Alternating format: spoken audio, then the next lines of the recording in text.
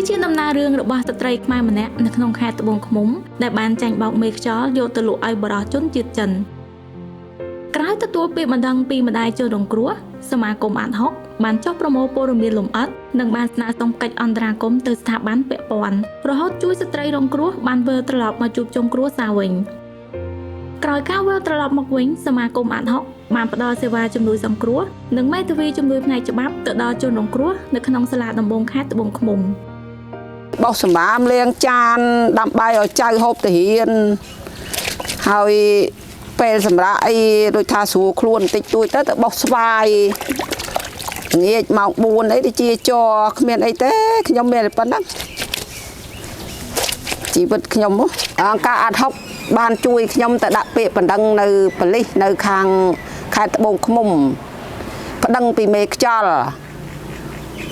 តែឥឡូវហ្នឹងវាមិនទាន់បានស្អីទេគ្រាន់តែថានៅដំណើរការទៅមុខទៀតកូនខ្ញុំដាក់ពាក្យបណ្ដឹងពីរឿងមេខ្យល់ហ្នឹងបានមកពីចិនវិញហើយខ្ញុំមានអារម្មណ៍ស្រស់ស្រាយដូចថាបានកូនមកវិញហ្នឹងខ្ញុំក៏សប្បាយចិត្តខាងអង្គការអាត់ហុកដែលជួយខ្ញុំដែរក្រោយកិច្ចអន្តរាគមន៍ជួយជនរងគ្រោះមកពីក្រៅប្រទេសវិញសមាគមអាត់ហុកបានផ្ដល់ការគាំទ្រផ្នែកមេធាវីទៅដល់ជនរងគ្រោះនៅក្នុងនីតិវិធីនៅសាលាដំបងខេត្តត្បូងឃ្មុំអំឡុងពេលផ្ដល់ជំនួយផ្នែកច្បាប់មេធាវីនៃសមាគមអាត់ហុកបានអមកូនក្តីនៅក្នុងនីតិវិធីចៅក្រមស៊ើបសួររហូតទៅដល់នីតិវិធីជំនុំជម្រះការអាត់ហុកជួយខ្ញុំបានប្តឹងដល់មេធាវីបានជូនដល់ខេត្តត្បូងឃ្មុំបានចំនួន3ដងខ្ញុំនឹងឡើងទៅជាមួយមេធាវីនឹងខ្ញុំសនំពរខាង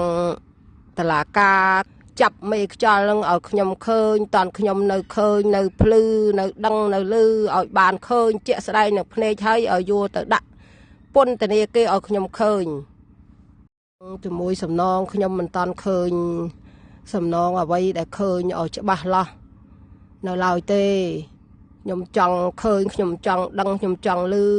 យឃើញតឡាការនឹងធ្វើឲ្យខ្ញុំឃើញតន់ខ្ញុំវានៅមើលឃើញអញ្ចឹងណាជាលទ្ធផលសាលាដំបងខេត្តត្បូងឃ្មុំបានសម្រេចផ្តន្ទាទោសដាក់ពន្ធនាគារជនជាប់ចោទរយៈពេល7ឆ្នាំនិងផ្ដល់សំណងរបវិនីទៅដល់គ្រួសារជនរងគ្រោះចំនួន15លានរៀលអ្វីត្បិតតែសាលាដំបងខេត្តត្បូងឃ្មុំបានសម្រេចផ្តន្ទាទោសជនជាប់ចោទដាក់ពន្ធនាគារនិងសម្រេចផ្ដល់សំណងរបវិនីទៅដល់ជនរងគ្រោះដោយមានចែងនៅក្នុងសាលក្រមយ៉ាងណាក៏ដោយប៉ុន្តែជនជាប់ចោទនៅកំពុងរត់គេចខ្លួនមិនទាន់ត្រូវបានចាប់យកមកអនុវត្តទោសចំណែកឯជនរងគ្រោះមិនទាន់ទទួលបាននូវសំណងដូចមានចែងនៅក្នុងសាលក្រមឡើយ